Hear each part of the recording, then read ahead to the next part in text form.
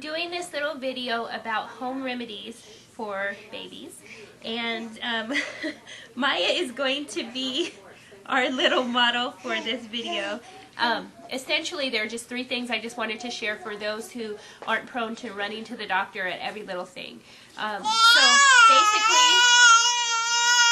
here you go. Okay, essentially, garlic is my first example.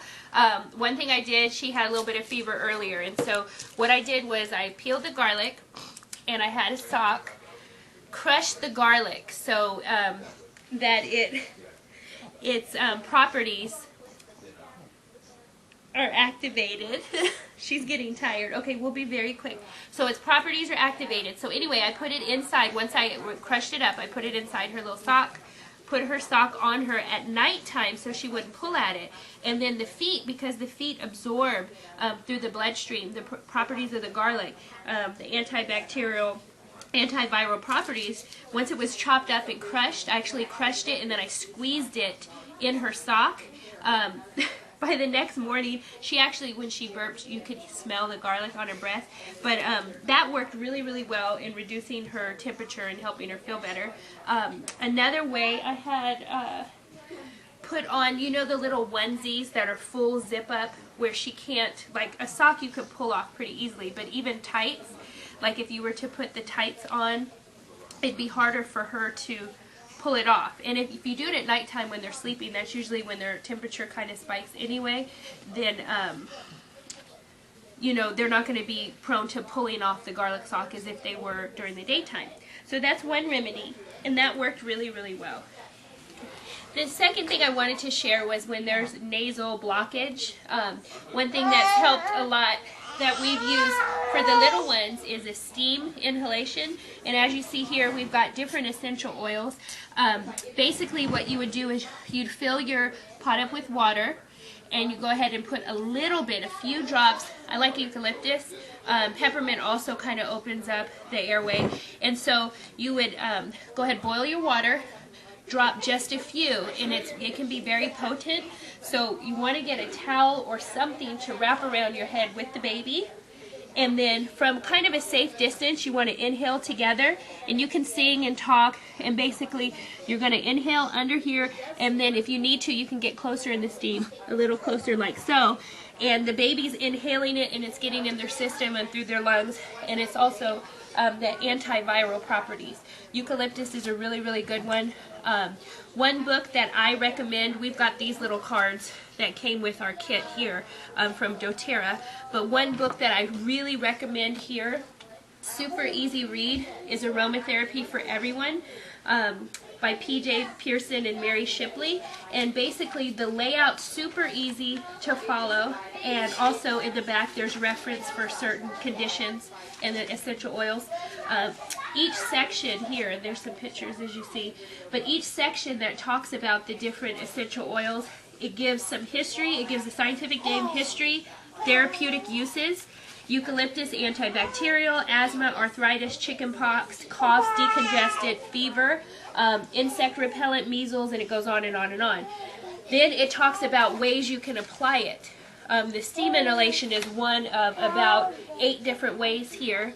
It talks about what other oils it mixes well with, how it's extracted, the parts used, and some safety information. Certain oils, if you're pregnant or nursing, things like that, you should not use. But this book here, highly recommend, very good, easy read, and the introduction also gives some really good background on using essential oils, getting started. Okay, so that's the second method to help babies. Okay, so our third method is going to be a chest rub, and so what I do if she has, you know, breathing, which she hasn't actually gotten a cold in her chest, but in the event that she did, you can use a carrier oil, such as, this is olive oil, grapeseed oil is really good as well. This one here is sweet almond oil, a little more expensive, but it's very light and easily absorbed in the system. And then if you don't have that, Vaseline also, it's kind of thicker, so it'd be kind of like a Vicks rub. But essentially what you do is you take either your oil or your Vaseline, put about maybe a teaspoon or 2 teaspoons in your cup of your hand, and then you take your oil, preferably eucalyptus, pour a few drops in there, and then what you want to do is rub it and apply it all through their chest cavity,